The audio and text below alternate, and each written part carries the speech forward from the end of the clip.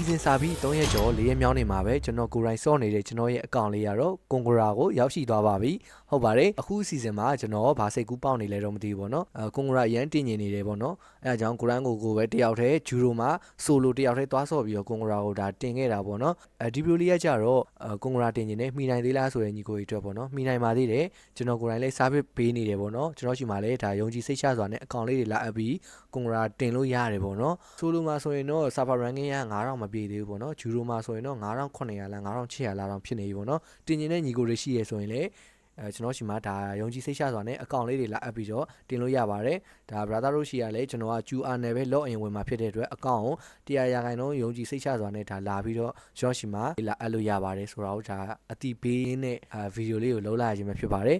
အခုအနောက်မှာလာမယ့်ဗီဒီယိုလေးကကြတော့ကျွန်တော်ကွန်ဂရာတင်တော့အမှတ်တရလေးတွေယူထားတဲ့ကျွန်တော်ရဲ့ဒါ